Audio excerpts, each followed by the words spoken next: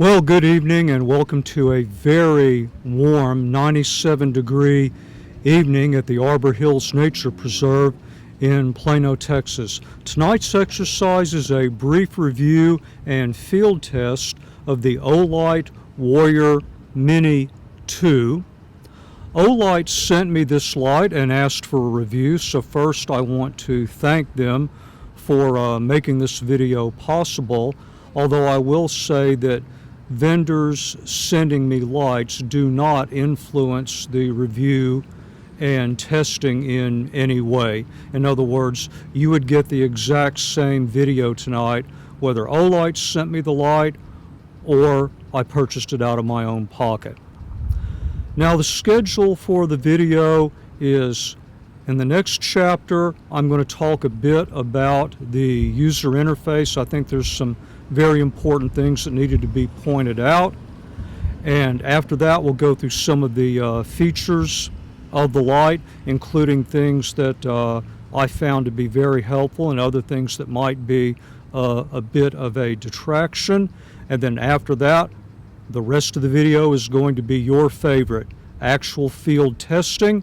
And if you've already read through the feature list and you're familiar with the UI, you've already made up your mind and what you want to see is beam test, then by all means go ahead and skip forward to the chapter labeled mode tests.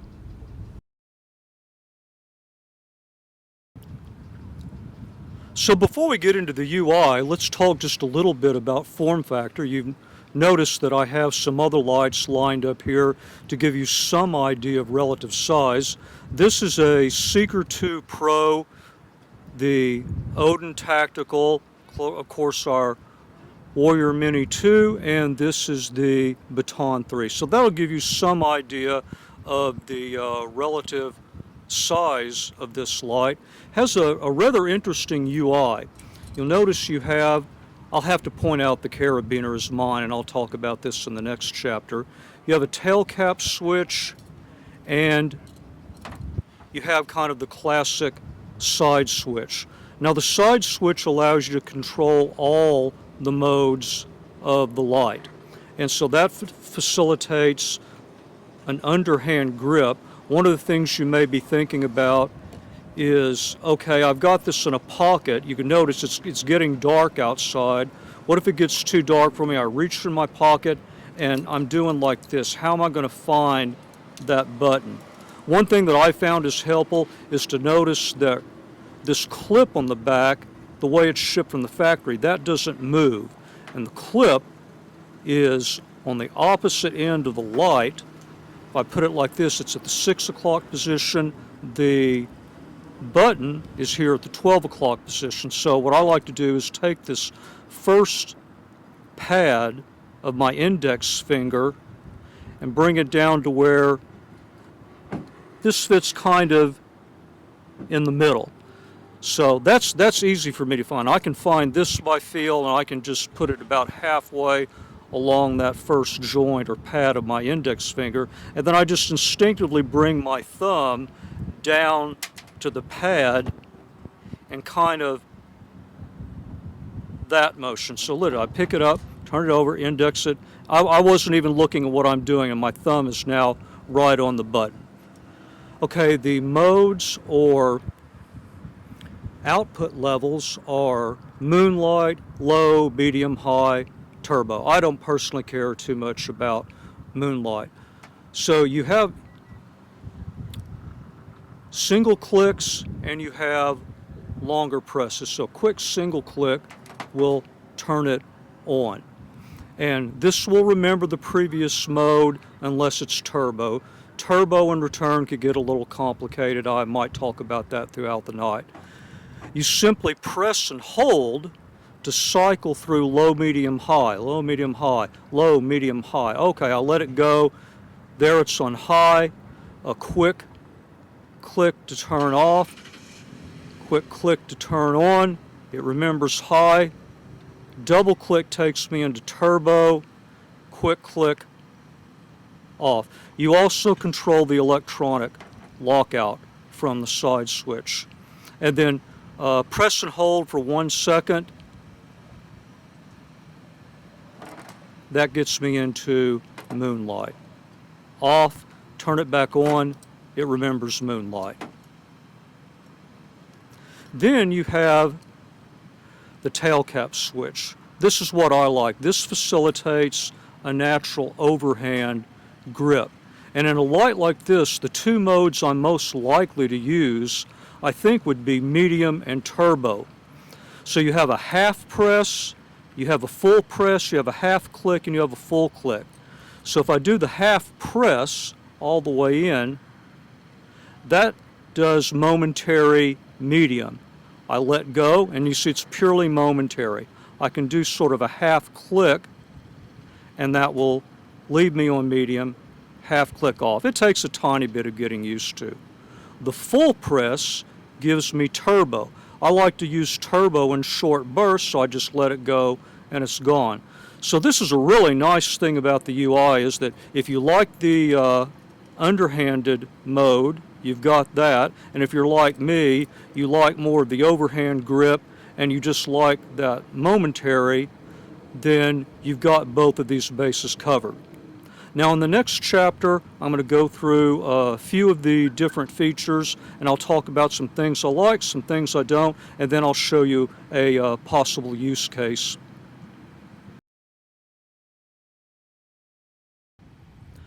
Okay, you'll notice I brought a couple bags in here. I'll talk about this in a minute because this speaks to use cases and matching all the features of a light to a specific use case or use cases. Now my primary use case happens to be wilderness search and rescue. Although I do have everyday carry and travel lights, I tend to like my everyday carry lights to have simultaneous function in a search and rescue context, because I never know when I'll be out filming something, working on a land nav exercise, or just being out on a nice hike, and that activity somehow gets turned into a search and rescue activity.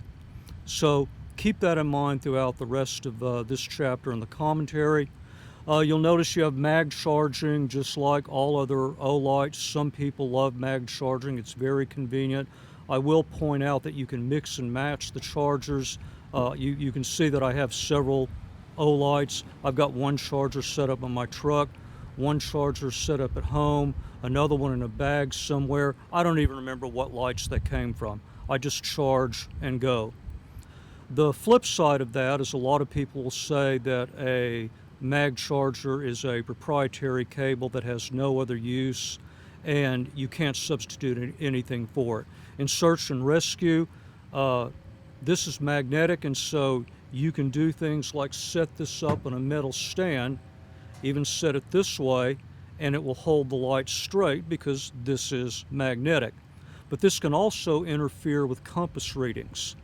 And I use two compasses in land nav, a lensatic, which is held up by my eye, and an orienteering compass that I hold out in front of me. So I have to be very wary about having anything magnetic in my loadout, because I never know when that's influencing a compass reading. So I tend not to use any lights like this in a search and rescue context for land nav reasons. But you may find that magnetic charging, that magnetic base helpful.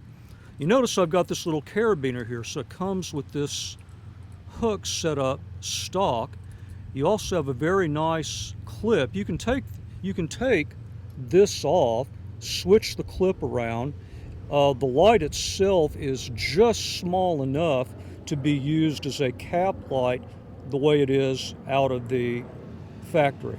The knurling here is just outstanding. I mean, I don't normally like underhand grip, but I've even found this underhand grip is kind of growing on me. See how easy it was to get me around and get to that button? For the overhand grip, see how my fingers are right there on the knurling? That's a fantastic hold, especially if I'm wearing gloves. I could operate this with gloves, just piece of cake. Has a proximity sensor right here. I'm actually going to show you this out in the field. Although I really believe that the big use of this would be is if you happen to pack it and it has an electronic lockout, which is another feature. Let's say electronic lockout malfunctions. I forgot to put it on. I stick it inside this bag. I'm on a 6-hour drive. I get out. It's getting a little dark. I do a gear check and I found out my light is run down.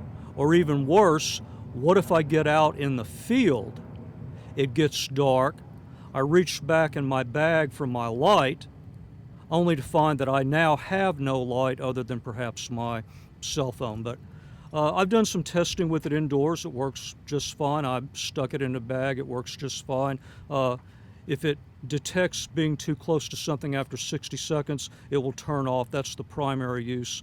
If I remember, I'll try to do a couple tests out in the field. I think it'll look more dramatic out there. So I've said I can't use this in search and rescue, but I really like this clip-on thing. So what I want to do is show you a potential use case.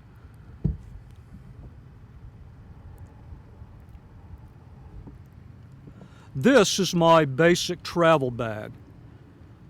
This is my most used search and rescue bag. But I take this with me pretty much anywhere I go in the truck for an extended period of time. And the one thing I've never had on this is a quick access light.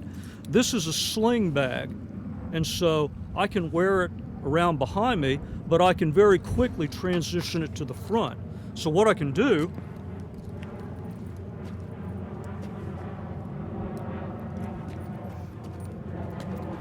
you can see how I just clip that on.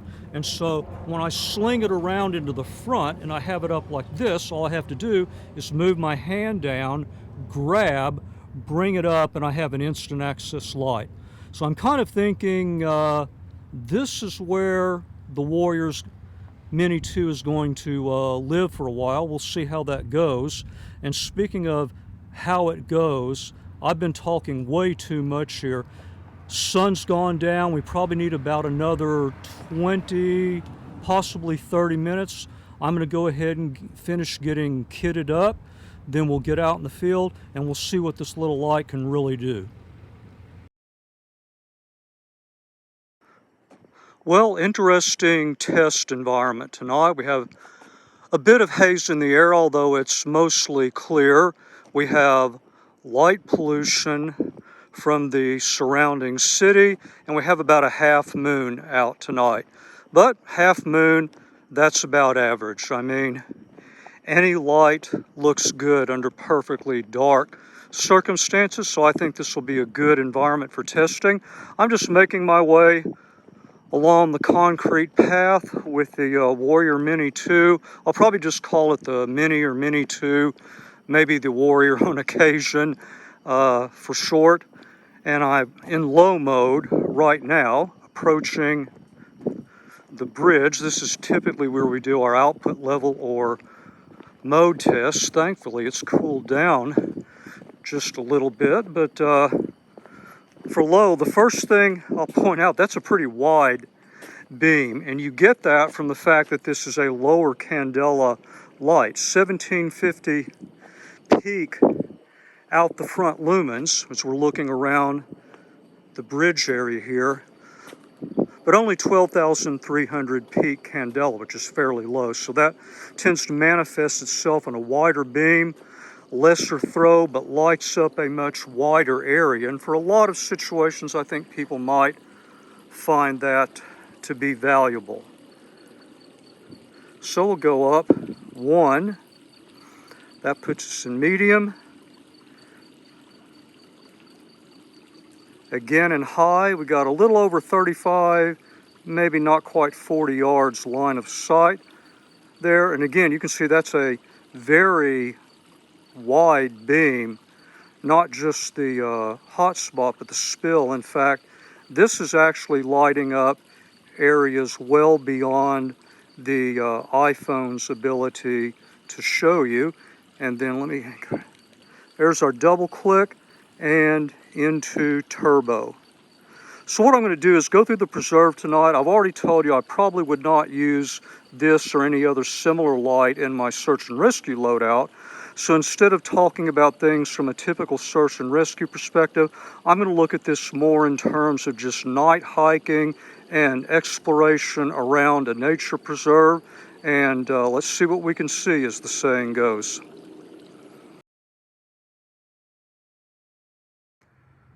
Well, one of the things I'm always interested in is, let's suppose this is the only light that I've got. Could I navigate along a somewhat groomed path? So I've got the light in medium right now. I've got to be very careful about snakes. And we see that now there's kind of mostly trash and junk out here, but you know, for this lumen level, you can see this little part hiking, part game trail. You know, we can follow this all night just in this mode, presuming this is the only thing I have. I'm going to get it up a little higher here, look kind of further down, then off to the side.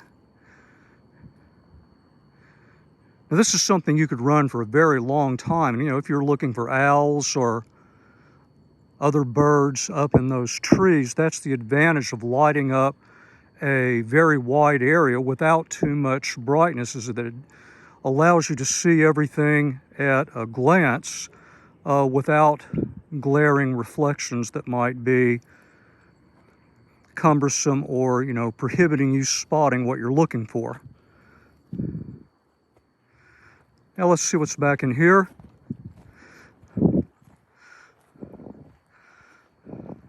Yeah, so for kind of this inside 20 or 25 yard, just for following a path or doing some very simple exploration, this mode seems quite well suited.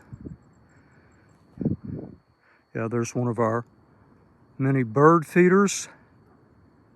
All right, well, let's head on back to the main path.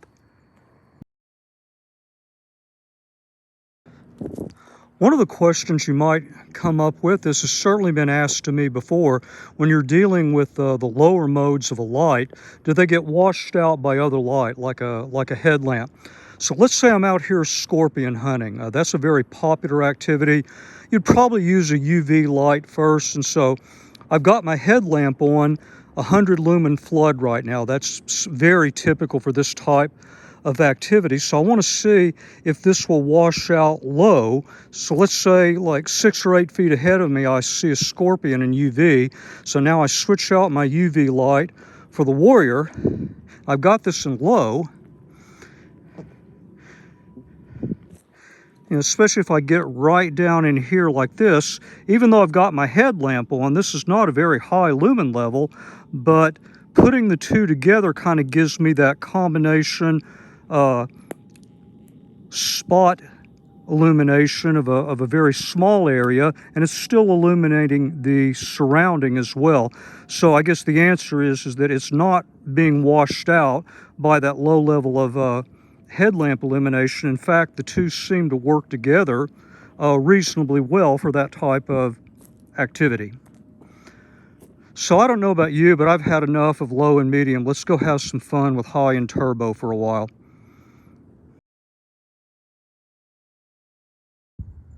So here's a test on high against some tree lines. Here's something very close. As we go out, we have distances ranging from, you know, maybe 40 to 50 yards to well over a football field. We're at a good football field at that tree line there. And I mean, I'm just looking at how big that beam is, how many trees it lights up. Even the ground almost right in front of me is being lit up. Now, I'm not getting, you know, detail inside the tree line. I wouldn't expect that from this small a candela light, but I wanted to show you what high mode looked like in this kind of open setting.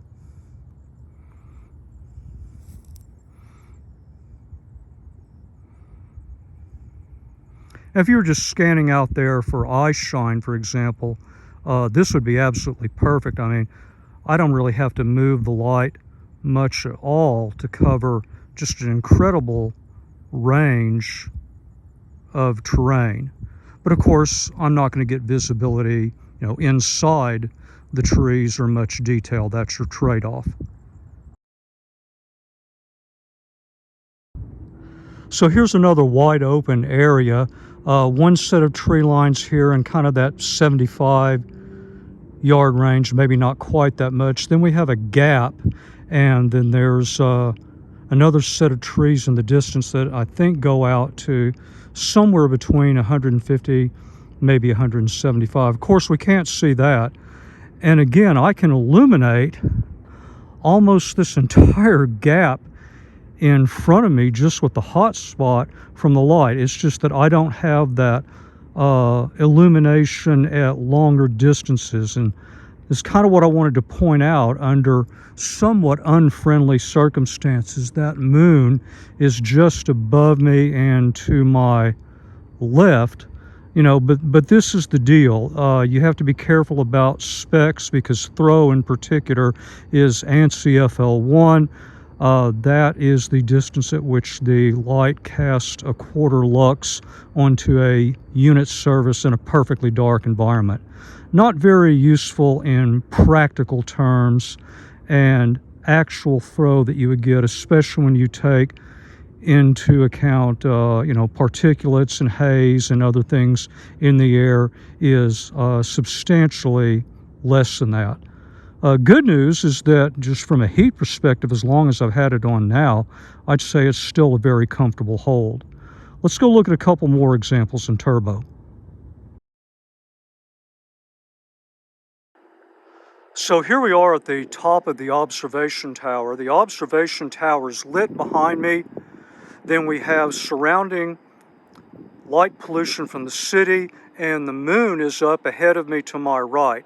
We're looking down onto the outer loop trail in turbo mode, and then into the surrounding trees. There's not a lot of detail, and it may show up a little fuzzy on the iPhone because it's just such a large beam. A lot of that illumination goes up into a wide area as opposed to brightly illuminating a smaller area.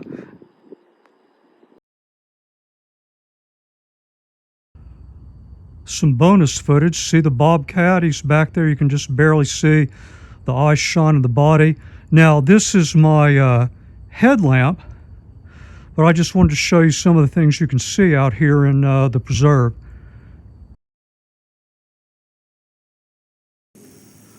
So, one final test in medium-high turbo, starting out in medium, then high, out to a 55 plus yards line of sight. And again, this is lighting up a really wide area. There we go into turbo.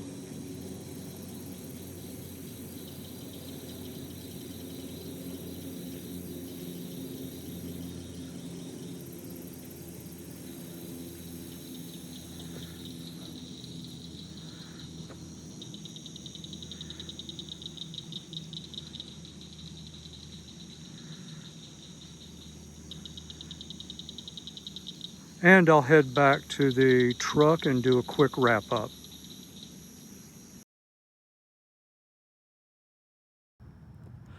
Well, I always like to have some bonus footage. In this case, the Warrior in turbo, magnetically attached to my ranch hand rear bumper guard there, and looking out along the ground into a photonic barrier. We've got a parking lot light right there. Next, I'm going to try to finish up with a proximity sensor example, and we'll do a quick wrap up.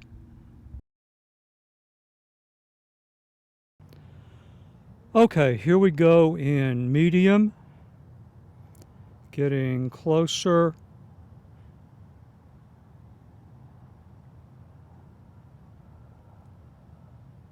and there you saw it step down. It tends to work best on flatter, smoother surfaces. I found if the surface has more texture, it tends to kind of diffuse the reflection and makes it harder for the sensor to do its job. Well, it's probably time for me to do a quick wrap up here and then get home before the preserve closes. Well, overall, a rather interesting evening, an equally interesting light. I hope that you got some insights into looking beyond just peak lumens, especially as a measure of brightness or power, and also looking at peak candela of a light, because that really tells the tale of the beam. I mean, we can talk about charging and grips and UI and how to use the light, how to carry the light and all that, but ultimately the beam either sells itself or it doesn't. In this case, we have a light that's fairly compact. It does a very good job of lighting up a wide field of view. It's very smooth, even lighting. It's not really a super bright, downrange, long throw illumination light.